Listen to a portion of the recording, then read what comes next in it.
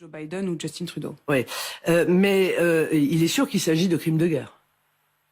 Voilà, là, c'est une évidence. Ce sont des crimes de guerre, ce sont des civils désarmés qui ont été massacrés. Donc, on est clairement dans le cas de crimes de guerre. Vous souhaiteriez que Vladimir Poutine soit jugé pour crimes de guerre devant... Pardon, mais d'abord, il faut une enquête de l'ONU. Je suis désolé. Bien sûr, mais je vous demande simplement voilà. votre souhait. Voilà, je ne dis pas qu'il n'y aurait pas d'enquête, je ne dis pas qu'il n'y aurait pas de tribunal. Je comprends que on se laisse évidemment, comment dire, on tient des propos qui sont liés à l'émotion et c'est normal.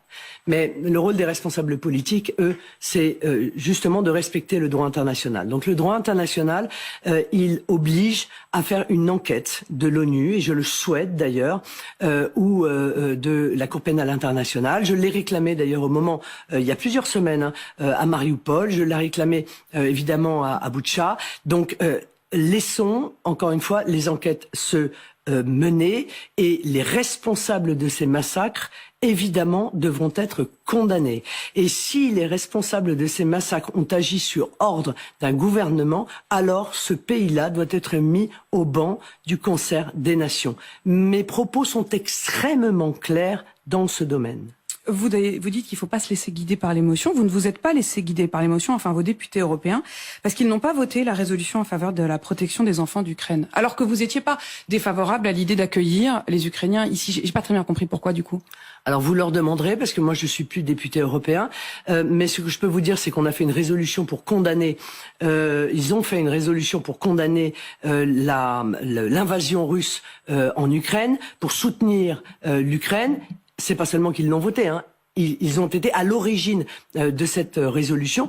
Donc, vous me dites ils l'ont pas voté, je ne sais pas. Ils se sont quoi alors? Ils ont fait quoi?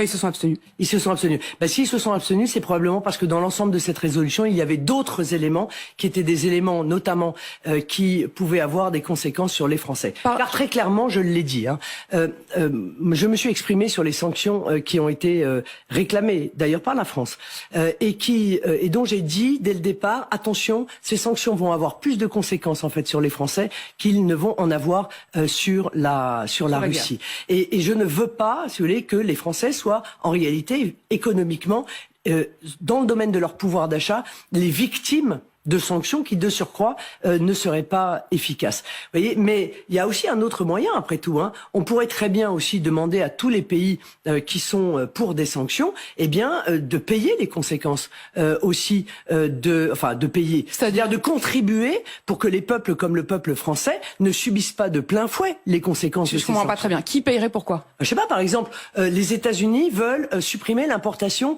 de gaz russe. Bon, la suppression de l'importation de gaz russe va avoir une conséquence, c'est que, si tant est qu'elle soit mise en œuvre, car ça n'est pas le cas pour l'instant, ce serait de multiplier par 4, 5, 6 peut-être le prix du gaz et de l'électricité des Français. Eh bien, les Américains, qui du coup vendraient le gaz liquéfié, qui vont donc faire des bénéfices importants, pourraient en quelque sorte verser des sommes à la France pour permettre de compenser cette explosion des prix qui est la conséquence de sanctions à l'égard de la Russie. Voilà une idée parmi tant d'autres. Mais ce qui est sûr, c'est que moi, je protégerai les Français. Et je ne prendrai aucune décision qui peut aggraver la situation qui est la leur.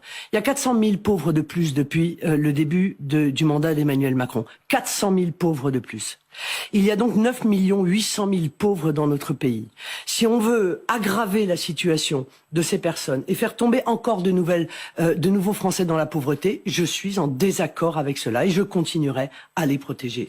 Marine Le Pen, vous l'avez sans doute vu, il y a une centaine d'étudiants de la Sorbonne qui occupent l'université, qui vous renvoient d'ailleurs dos à dos. Hein. Ils disent ni Macron ni Le Pen, la révolution est un devoir, ils refusent de choisir entre vous deux. Ce qu'on voit dans cette université, il y a un certain nombre de manifestations d'ailleurs qui sont aussi appelées à se tenir ce week-end, il y a également Sciences Po qui est fermée. Est-ce que c'est pas un peu la préfiguration de ce qui se passera mécaniquement si vous arrivez au pouvoir? Vous aurez des manifestations d'étudiants, vous aurez des blocages d'universités. Je voudrais juste qu'on se projette. Qu'est-ce que vous faites face à ça? Est-ce que vous leur parlez? Est-ce que vous les laissez faire? Est-ce que vous les virez de ces occupations? Qu'est-ce que vous faites? Sciences Po, ils ont raté le cours de démocratie ou ils ont séché? Ils faisaient quoi? Ils sont partis en week-end? Le cours démocratie, le cours constitution. Nous sommes un pays qui a la chance immense d'avoir un système démocratique immense. Je trouve que ces petits jeunes devraient respecter cette démocratie. Il y a des élections et ils ne peuvent pas, par des blocages, enfin je le crois pas, je crois que c'est profondément antidémocratique, s'opposer à la volonté exprimée par le peuple français. Enfin, je veux dire, et que ce soit des étudiants de Sciences Po, c'est quand même très inquiétant, je trouve, pour le coup, vous voyez, parce que ce sont ceux qui justement étudient les sciences politiques, donc étudient notre système démocratique, étudient notre Voici la réponse Constitution. que vous leur faites. Dans les faits, est-ce que si vous étiez présidente, vous iriez leur parler pour essayer de les convaincre? Est-ce que vous enverriez la police pour l'instant, c'est libérer ces universités? Qu'est-ce que vous feriez? Pour l'instant, c'est Emmanuel Macron qui est président. Non, mais je crois qu'il a fait le choix. C'est de me projeter. Il a fait le choix de mettre fin, me semble-t-il, au blocage de. Ça n'a pas complètement marché. Hein. Pour l'instant, ils sont encore dans l'université. Ben écoutez, nous verrons bien. Nous verrons bien. Mais s'il y a des blocages dans le pays, vous verrez bien. Moi, ce que je veux, c'est expliquer encore une fois à tous que. Mais vous l'anticipez, j'imagine bien que vous l'avez prévu. Que le peuple, vous savez bien que ça va se passer. Eh bien, comme ils ça. manifesteront. Là, ils ont le droit de manifester. C'est la liberté de manifestation. Mais j'avoue que manifester entre deux tours d'une élection, c'est assez étonnant. Moi, je trouve qu'ils devraient plutôt faire des campagnes pour pousser les jeunes à aller voter. Vous voyez, parce que c'est très important que les jeunes votent. Parce que les choix qui sont faits aujourd'hui vont déterminer très certainement leur entrée dans la vie active, les impôts qu'ils vont payer, enfin avec moi qu'ils ne paieront pas puisque je suis pour l'exonération d'impôts sur le revenu pour les moins de 30 ans. Hein. Mais la création de richesses dans notre pays, la création d'emplois, le modèle écologique localiste que je veux mettre en œuvre ou le modèle mondialiste ultra-libéral que veut continuer Emmanuel Macron. Il y a un modèle pour les jeunes, ce sont notamment... Alors, il y a les artistes, bon ça c'est pas très surprenant qui se lèvent contre votre candidature. Si, ça vous a surpris? Bah si, moi je trouve ça surprenant. Je comprends pas pourquoi les artistes s'élèvent contre mon projet, parce qu'en l'occurrence mon projet vise à accélérer la création culturelle, vise à mettre en place des pépinières d'artistes pour permettre à tous les artistes de France, car il y en a beaucoup qui n'ont pas de relation dans le milieu, qui ne connaissent personne et qui doivent pouvoir rencontrer leur public. Donc je veux faire des pépinières d'artistes pour qu'ils puissent exposer leurs œuvres, les sculpteurs, les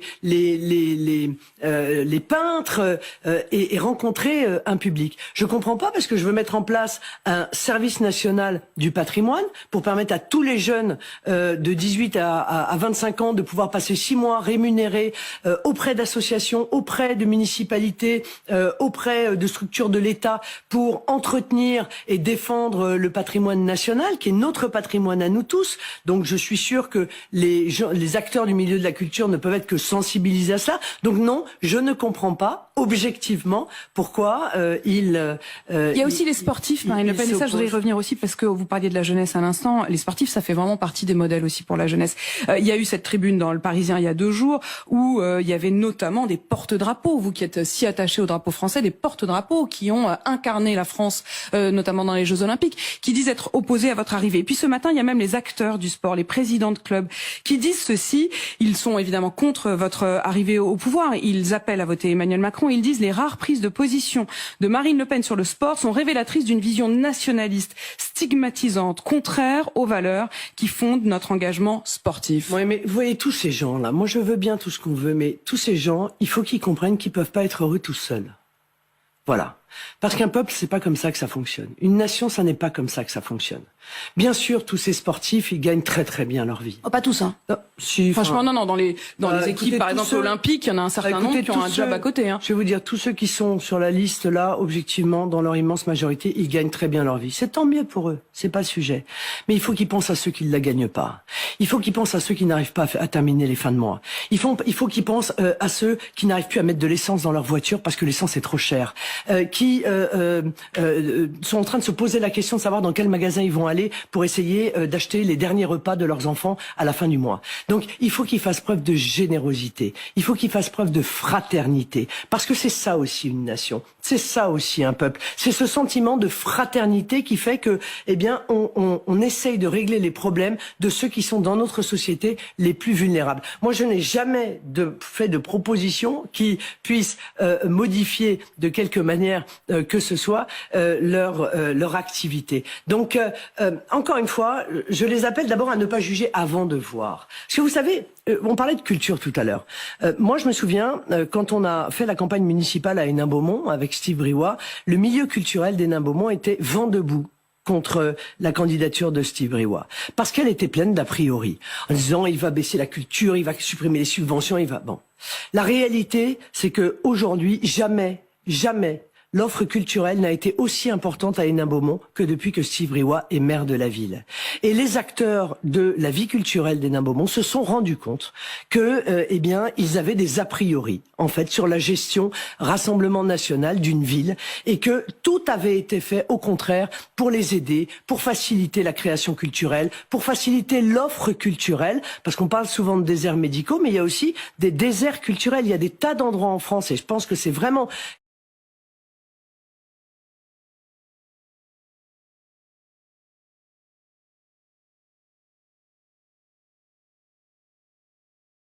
quelque chose auquel je souhaite m'atteler. Il y a des tas d'endroits en France qui n'ont en fait accès à aucune offre culturelle. Donc l'idée, c'est aussi de permettre à tous les Français, puisque mon slogan de second tour, vous le savez, c'est pour tous les Français, permettre à tous les Français de pouvoir avoir accès à une Président, offre vous iriez culturelle. soutenir l'équipe de France à la Coupe du Monde au Qatar? Oui, j'aurais pas choisi le Qatar, moi. Honnêtement, Mais vous iriez, une fois que c'est fait, une fois que c'est décidé, vous mais ne si on est en boycotterez pas. mais si on est en finale, évidemment, j'irai soutenir l'équipe de France. Vous n'irez pas dès le début, vous irez seulement si on est en finale. Je crois que je vais avoir beaucoup de travail. Je voudrais qu'on parle de l'économie parce que vous dites justement, bah non, moi je vais rétablir une forme de confiance avec tous. Vous parlez hier de croissance, rétablir la prospérité, la croissance. J'ai bien entendu ces mots.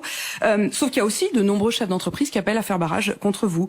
Ils disent que le rayonnement, je vous parle du MEDEF, je vous parle de la une des Échos hier, quotidien de référence du monde économique. La une des Échos hier, c'était votre visage avec marqué les dangers d'un programme. Puis il n'y a pas que les grands patrons avec le MEDEF, il y a aussi la CPME, c'est-à-dire non, la CPME, elle ne donne pas de... Non, pardon, la CPME ne donne pas de consigne. Ils ont dit que le programme d'Emmanuel Macron leur était davantage favorable. Non, je pense qu'ils se trompent en l'occurrence. Mais même le monde rural, vous êtes en effet davantage élu dans le monde rural. Mais la FNSEA, personne en fait n'appelle à voter pour vous. Oui, mais vous savez, je pense que dans notre pays, en réalité, il y a beaucoup de gens qui s'expriment avec une forme de crainte à l'égard du pouvoir. Ils ont peur. Je pense qu'ils se disent qu'ils pourraient éventuellement, s'ils prenaient une position inverse, se le voir reprocher, oui. Avoir des représailles? Oh, des représailles, je ne sais pas, peut-être, ça pourrait exister, oui, bien sûr. On serait moins entendu, peut-être moins bien traité, mais je crois surtout que c'est aux Français de se faire une opinion. Et si les Français lisent mon programme économique, et les chefs d'entreprise d'ailleurs, de manière générale, et particulièrement les chefs d'entreprise des TPE-PME, parce que moi, mon programme, c'est tout pour les TPE-PME.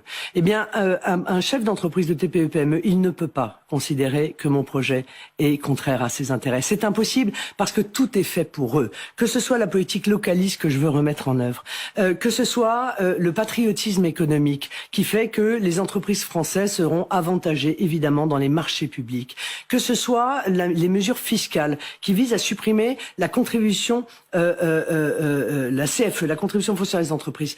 Eh bien, tout cela, en réalité, est fait pour les TPE-PME. Donc, je pense qu'il y a encore une fois une forme de révérence à l'égard du pouvoir, peut-être de crainte par rapport au pouvoir qui est en situation. Mais le fait qu'ils n'appellent pas, qu'ils ne donnent pas de consigne de vote, je pense que c'est aussi, en fait, à mon avis, vous dites que ceux qui n'appellent pas à des consignes de vote, ceux qui ne n'appellent pas sciemment à voter pour Macron, en réalité, c'est une manière de dire qu'il faut voter pour vous. En fait, parce qu'ils osent pas aller plus loin, ils osent pas le dire. Mais vous savez, tous ces syndicats, ces associations. Ça veut dire que vous faites encore peur, pardon, mais vous dites tout le temps, je fais plus peur, ou je sais plus à qui, visiblement à eux, en tout cas, vous faites peur. Je ne sais pas si c'est moi qui leur fais peur. La vraie question que je vous pose là depuis 5 minutes, c'est est-ce que c'est moi qui leur fais peur ou est-ce que c'est le pouvoir en place? Ça, je ne sais pas. Tout ce que je veux leur dire, c'est que je veux les rassurer. Je veux les rassurer. Je veux dire, le projet que je propose... Il y a encore du boulot. Le projet que je propose, c'est celui-là que je mettrai en œuvre. Voilà, c'est clair. Ça fait 30 ans qu'on vit un modèle qui est un modèle dont le moins qu'on puisse dire, c'est que les résultats sont mauvais. Ce modèle économique qui a été mis en œuvre a échoué. Le modèle qui consiste à aider les plus gros, parce que il va y avoir une forme de ruissellement qui va tomber en à propos gouttes, des plus gros, vous avez entendu en gouttes bienfaisantes sur les petits, ça ne fonctionne pas. Je voudrais vous dire un mot sur le salaire de Carlos Tavares, le patron de Stellantis. Il a failli toucher 66 millions d'euros. Finalement, un certain nombre d'actionnaires se sont opposés, notamment les petits actionnaires, à une partie, donc ils se sont opposés à 19 millions d'euros. Mais enfin, ça reste un très très très gros salaire. Est-ce que vous, présidente, vous vous opposeriez à ce genre de salaire? Emmanuel Macron dit que c'est choquant. Oui, bien sûr que c'est choquant. Bien sûr que c'est choquant. Et c'est encore plus choquant d'ailleurs quand ce sont des chefs d'entreprise qui ont mis leur société en difficulté. Ça arrive assez souvent et qui touchent quand même des sommes qui sont considérables. Bien sûr que c'est choquant. Mais je crois qu'un des moyens d'atténuer ces rémunérations qui sont... enfin, je veux dire, hors de proportion, quoi. Vous voyez, par rapport à la vie économique. C'est peut-être justement de faire entrer les salariés comme actionnaires. Moi, je vais réfléchir à... Oui, pas seulement la participation.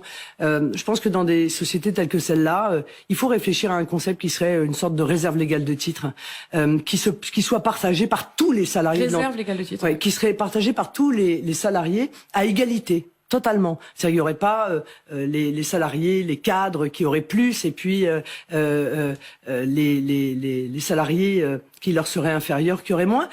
Tout le monde, en fait, serait tous les salariés seraient propriétaires d'une partie, en fait, de cette réserve légale de titres. Notamment pourquoi je vais vous dire salaires, pourquoi. Ça, c'est une des réponses je vais à vous dire votre... pourquoi, parce que mais comment vous allez les contraindre? C'est-à-dire quand quelqu'un comme Carlos Tavares... Arrêtez avec la contrainte. On n'en peut plus de la contrainte. Je ne veux pas d'un pays qui contraint. Mais vous pensez que sans les contraintes, les patrons vont augmenter leurs salariés spontanément? Oui, ça fait 2 ans qu'on est contraint tout le temps. Vous pensez que Carlos Tavares, qui prend ses 66 millions, il va augmenter tout le temps. dans le même temps Moi, les autres? je suis pour l'incitation, pas par la contrainte. Je suis pour vous êtes la gentille.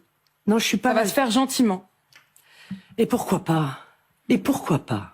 Et pourquoi pas? Oui, par exemple, je propose aux entreprises d'augmenter de 10% leur salaire jusqu'à 3 fois le SMIC. Pourquoi je le fais? Parce que je sais qu'elles savent qu'elles ont besoin d'augmenter leur salaire. Et que dans beaucoup d'endroits, elles n'arrivent pas à trouver des salariés parce que les salaires sont trop bas par rapport aux emplois qui sont proposés. Et je leur dis, si vous augmentez les salaires de 10% jusqu'à 3 fois le SMIC, parce que je veux inclure les classes moyennes, vous voyez, dans cette augmentation, eh bien, je gèlerai pendant 5 ans, les charges patronales, la hausse en fait des charges patronales afférentes à cette augmentation de salaire. Oui, je suis convaincu que ça va fonctionner. Oui, je suis pour l'incitation fiscale pour les médecins. Là-dessus, vous êtes exactement comme Emmanuel Macron qui dit on va inciter les patrons. Ça a été Elisabeth Borne, la ministre du Travail, qui a dit on va inciter les patrons à faire des augmentations salariales. Dans les faits, les augmentations salariales ne sont pas là. Non, je n'ai pas vu, moi, un dispositif du type de celui que je vous propose, mis en œuvre ou proposé par le gouvernement d'Emmanuel Macron. Je ne l'ai pas vu. Voilà, je ne l'ai pas vu. Et pareil, si vous voulez, par exemple, pour lutter contre les déserts médicaux, plutôt que de contraindre les médecins pour aller dans les zones sous-denses, eh bien, je préfère leur proposer des incitations fiscales. Oui, à chaque fois qu'on peut le faire, autant passer par des incitations plutôt que en permanence sortir le bâton pour taper sur les Français, sur les entreprises, sur les uns ou sur les autres. Je suis désolée, c'est ma vision des choses. Sur l'idée que la brutalité serait du côté d'Emmanuel Macron. Vous l'avez d'ailleurs dit. Et que vous seriez plus du tout ça. C'est comme le mot de barrage. Quand vous faites exprès d'utiliser vous le mot de barrage à l'inverse de ce qui est utilisé habituellement dans le mot de barrage, qui est barrage à Marine Le Pen ou barrage à l'extrême droite ou barrage au Rassemblement national. Est-ce que c'est des mots? Comment on peut croire que vous êtes sincère là-dessus? Mais vous plaisantez. Vous savez l'image qu'a Emmanuel Macron auprès des Français? Vous croyez pas qu'il y a des dizaines de millions de Français qui considèrent que le gouvernement d'Emmanuel Macron a été un gouvernement affreusement autoritaire, qu'il a gouverné seul, avec brutalité, qu'il a réprimé des manifestations de gilets jaunes, des manifestations sociales, les manifestations de pompiers, qu'il a dirigé avec brutalité, en méprisant l'Assemblée nationale, en passant par les ordonnances travail, en effondrant tout à fait le rôle essentiel des corps intermédiaires dans le fonctionnement de la démocratie. Mais il se trouve que ces corps intermédiaires, ils continuent à appeler à voter pour lui. Ben, je crois pas, j'ai pas entendu, moi, la CGT appeler, Dieu merci d'ailleurs, à voter Emmanuel Macron. Enfin, ils ont pas appelé à voter. Il y a un syndicat qui appelle à voter Emmanuel Macron, qui est le syndicat qui en réalité majoritaire. qui a soutenu l'intégralité de la politique d'Emmanuel Macron. Très bien. Moyennant quoi, je veux dire, c'est pas parce qu'un syndicat appelle à voter c'est pas n'importe quel syndicat, c'est le premier que les syndicat de membres France, que les membres de ce syndicat vont obligatoirement voter pour Emmanuel Macron. Ce sont tous des citoyens. Ils se déterminent librement, seuls, en regardant précisément avec... Vous êtes à 50% de batterie. Mais il est évident qu'Emmanuel Macron a été un dirigeant extrêmement autoritaire. Bien sûr. Pas. Mais non, je ne le serai pas. Car encore une fois, moi, mon objectif, c'est le gouvernement du peuple, par le peuple et pour le peuple. Voilà, c'est cela que je souhaite pour les années qui viennent. Et le peuple redeviendra souverain dans notre pays. Moi, je veux une France unie. Je veux une France qui soit recousue des fracturations qui ont été créées par Emmanuel Macron. Je veux une France, je vous l'ai dit, fraternelle. Je veux une France de l'écoute. Une France de la discussion. C'est la raison pour laquelle, dans une tribune d'ailleurs, j'ai proposé que dès l'automne, on fasse une grande conférence sociale pour redonner aux syndicats, qu'ils soient syndicats de salariés ou qu'ils soient syndicats patronaux, le rôle qui est le leur dans le fonctionnement normal de notre protection sociale. Vous avez revu Marion Maréchal depuis le printemps? Non. Vous voulez recoudre la France, mais vous n'arrivez pas à vous recoudre entre vous, quoi. Oui. Bah Non mais pardon. Non mais c'est compliqué de dire je vais réconcilier les Français quand vous-même vous n'arrivez pas à vous réconcilier, quoi. Non mais excusez-moi Madame de Malherbe, mais là vous atteignez ma vie privée. Non, c'est de la vie politique. Dirigeant, non, c'est de la vie politique. Oui, comme dirigeant, je vais recoudre notre pays et les fracturations et les politiques qui ont été menées pour monter les Français les uns contre les autres. Les difficultés familiales que nous avons, que j'ai moi, des Français aussi, vous savez, on est tous les uns et les autres, à un moment donné, on peut avoir des divergences au sein de sa propre famille. D'abord, ça nous appartient, madame. Alors, vous voyez, moi, je vais pas pouvoir ça nous D'abord, si ça nous voulez... appartient. Moi, ce que je dois, moi, ce que je peux vous dire, mais alors, non, dans ces cas-là, parlons de Nicolas Bay. Est-ce que vous avez parlé avec Nicolas Bay? Non, parce que vous voyez, politiquement, c'est pas votre neveu Nicolas Bay. Non, mais pardon, politiquement, vous voyez, Marion, elle a appelé à voter pour moi au second tour. Ça, c'est ce qui vous concerne. Tout le reste, ça me concerne. Vous nous avez simplement quand même dit que vous ne l'aviez pas revu. Stéphane Ravier, Nicolas Bay, Gilbert Collard. Mais madame, pardon, mais... Ils sont partis, tous ces gens-là sont partis. Excusez-moi, mais ça n'est plus, madame... Je voudrais comprendre ce que ça dit. Ça n'est plus mon problème. Ça n'est plus mon problème. Vous voyez, ça c'est le problème du Rassemblement national. Je ne suis plus la présidente du Rassemblement national. Moi, je suis candidate à l'élection présidentielle. D'ici 10 jours, je serai peut-être élue par les Français qui m'auront fait cette confiance à la tête de l'État. Je ne serai plus dans une ambiance partisane. Je serai au-dessus des partis, voilà, au-dessus des factions, au-dessus, parce que je serai la présidente de tous les Français, y compris d'ailleurs de ceux... Au-dessus, seul ? Non, pas seul. Y compris de ceux qui n'auront pas voté pour moi d'ailleurs. Pas seul. Je le serai avec un gouvernement. Je le serai avec les forces vives du pays. Je le serai avec les partenaires sociaux. Je le serai avec tous ceux qui ont envie à nouveau d'être écoutés, d'être entendus. Ils appellent à voter pour vous. Ils partagent vos idées. Ils font partie des rares, justement, je le disais, il y en a beaucoup qui n'ont pas appelé à voter pour vous, qui ont même appelé à voter contre vous. Il y en a quelques-uns qui appellent à voter pour vous. Ils ont le droit. Vous le disiez, Marion Maréchal, Éric Zemmour. Et pour autant, vous dites je n'en veux pas. Mais ils ont choisi un autre candidat. Voilà, ils sont engagés dans une autre... Au premier tour, mais au deuxième tour, vous n'êtes pas capable de vous réconcilier. Madame, excusez-moi, mais... Franchement. Non, mais j'ai du mal parce que depuis tout à l'heure, vous dites rassemblement. Oui, vous avez d'ailleurs changé. Vous avez raison, mais nous ne sommes pas dans une. Rassemblement, ça commence peut-être même par les siens. Mais oui, bien sûr, mais nous ne sommes pas dans une cour d'école et j'ai pas 4 ans et demi. Donc, vous voyez c'est absolument pas une cour d'école. Vous avez été dans une campagne politique. Vous avez été adversaire. Le fait de se réconcilier me paraît pas être. Je veux dire, on n'est pas dans une cour d'école où on dit à 2 enfants, réconciliez-vous. On a besoin de le dire aux enfants, aux adultes, on n'a pas besoin normalement. Moi, si vous voulez, je tends la main à tous les patriotes. Je l'ai fait. Je pense que ceux qui nous ont quittés, qui sont allés soutenir la candidature d'Éric Zemmour, sont des patriotes.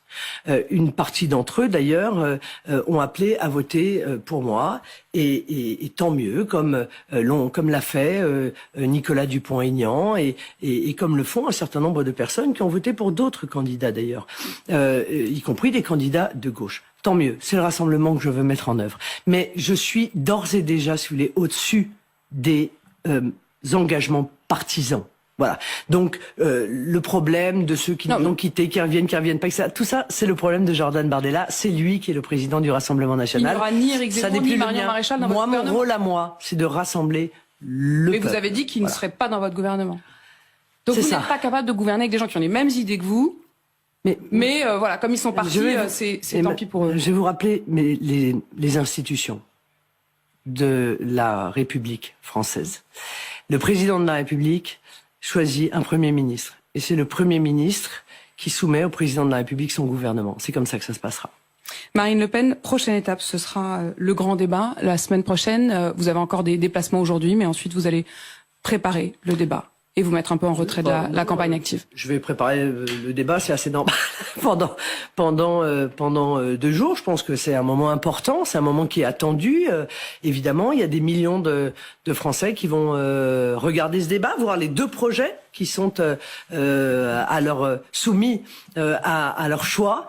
Le projet patriote que je défends, projet national, et puis le projet mondialiste d'Emmanuel Macron. Ça va tout changer, évidemment, ce choix. Pas seulement pour les 5 prochaines années, d'ailleurs. Je pense presque pour probablement les décennies qui viennent. Parce que vous voyez, par exemple, les choix en matière énergétique, c'est pas pour les 5 prochaines années, c'est pour les décennies qui vont venir. Merci Marine Le Pen d'avoir accepté de répondre à...